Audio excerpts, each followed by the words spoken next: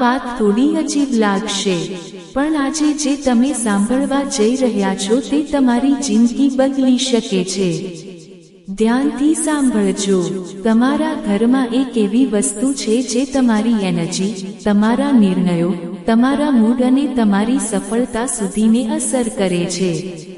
અને આશ્ચર્યની વાત એ છે કે તમે એને રોજ જુઓ છો પણ ક્યારેય ધ્યાન આપ્યું નથી. એ છે તમારો મુખ્ય દરવાજો. હા, તમારો દરવાજો. આ ફક્ત લાકડું કે લોખંડ નથી. આ તમારા જીવનમાં આવતી દરેક તક, દરેક માણસ અને દરેક એનર્જીનું પ્રવેશદ્વાર છે. વાસ્તુશાસ્ત્ર અને માનસશાસ્ત્ર બંનેમાં પ્રવેશદ્વારને ખૂબ મહત્વ આપવામાં આવ્યું છે, કારણ કે જે જગ્યાથી વસ્તુઓ અંદર આવે છે તે જ જગ્યા તમારા મન અને માહોલને અસર કરે છે. જ્યારે કોઈ પહેલીવાર તમારા ઘરે આવે છે ત્યારે તે સૌથી પહેલા દરવાજો જુએ છે, અને તેના આધારે તે તમારા વિશે એક ઇમ્પ્રેશન બનાવી લે છે. જો દરવાજો ગંદો હોય, તૂટેલો હોય, રંગ ઉતરેલો હોય, આસપાસ કચરો પડ્યો હોય તો તે ઇમ્પ્રેશન નકારાત્મક બને છે. અને એ જ સિદ્ધાંત એનર્જી પર પણ લાગુ પડે છે.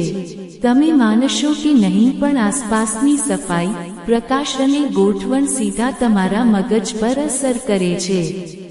વૈજ્ઞાનિક રીતે પણ સાબિત થયું છે કે સ્વચ્છ અને પ્રકાશિત જગ્યા માનસિક શાંતિ વધારે છે અને સ્ટ્રેસ ઘટાડે છે.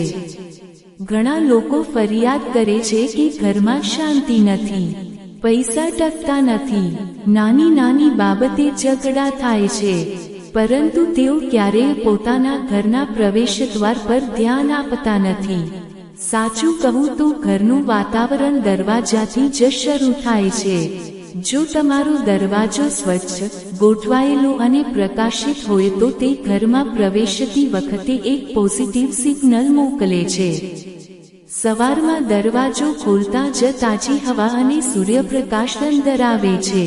અને આ ફક્ત હવા કે પ્રકાશ નથી, આ તમારા મગજને એક નવી શરૂઆતનો સંદેશ આપે છે. હવે એક સરળ પ્રયોગ કરો. આજે જ તમારા દરવાજા આસપાસનો વિસ્તાર સંપૂર્ણ સાફ કરો. તૂટેલી નેમપ્લેટ બદલો. બેલ કામ કરે છે કે નહીં તેની ખાતરી કરો. દરવાજા પાસે અનાવશ્યક વસ્તુઓ દૂર કરો. સાંજે નાનો દીવો કે લાઇટ ચાલુ રાખો જેથી પ્રવેશદ્વાર હંમેશા પ્રકાશિત રહે. અને દરવાજા પર સકારાત્મક શબ્દો લખો જેમ કે સ્વાગત છે, શાંતિ, સમૃદ્ધિ. કારણ કે શબ્દો પણ એનર્જી બનાવે છે. તમે જોશો કે આ નાની બાબતો ધીમે ધીમે તમારા ઘરના માહોલમાં ફેરફાર લાવશે. કારણ કે દરવાજો ફક્ત પ્રવેશ માટે નથી, એ એક સંકેત છે. તમે દુનિયાને શું બતાવો છો? અવ્યવસ્થા કે તૈયારી? જો તમારો દરવાજો ગોઠવાયેલો છે તો તે બતાવે છે કે તમે નવી તક માટે તૈયાર છો. અને જો દરવાજો અંધારામાં છે તો તે બતાવે છે કે તમે જાતે જ પ્રકાશ બંધ કર્યો છે.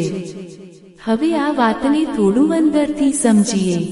જેમ ઘરમાં દરવાજો હોય છે એમ આપણા મનનો પણ એક દરવાજો હોય છે. જો તમે સતત નકારાત્મક વિચારો રાખો છો, જો તમે દરેક નવા માણસ પર શંકા કરો છો, જો તમે દરેક નવી તકથી ડરો છો, તો તમે તમારા મનનો દરવાજો બંધ રાખો છો. અને જ્યારે દરવાજો બંધ હોય ત્યારે બહારની સારી તક અંદર આવી શકતી નથી. જીવનમાં બદલાવ માટે સૌથી પહેલા તમારે તમારો દરવાજો ખોલવો પડે છે.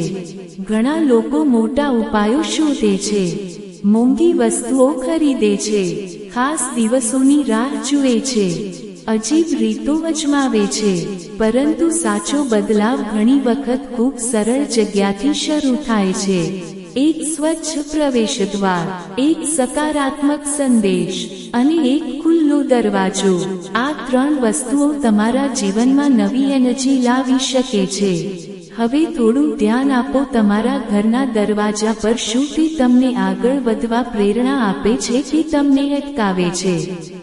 શું તે પ્રકાશ આપે છે કે અંધકાર બતાવે છે? કારણ કે ઘણી વખત સમસ્યા બહાર નથી હોતી પરંતુ પ્રવેશદ્વાર પર હોય છે. હવે સાચો સવાલ છે, તમારો દરવાજો હાલ કેવો છે? અને વધુ મહત્વનું, શું તમે નવી તક માટે ખરેખર તૈયાર છો? જો તમને લાગે છે કે તમે તૈયાર છો તો આજે જ નાની શરૂઆત કરો.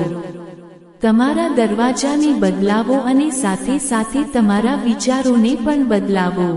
કારણ કે જ્યારે દરવાજો બદલાય છે ત્યારે રસ્તા પણ બદલાય છે.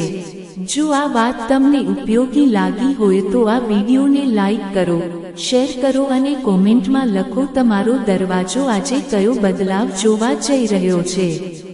કેમ કે કદાચ આજે કોઈ એક નાનો બદલાવ તમારી મોટી સફળતાની શરૂઆત બની શકે.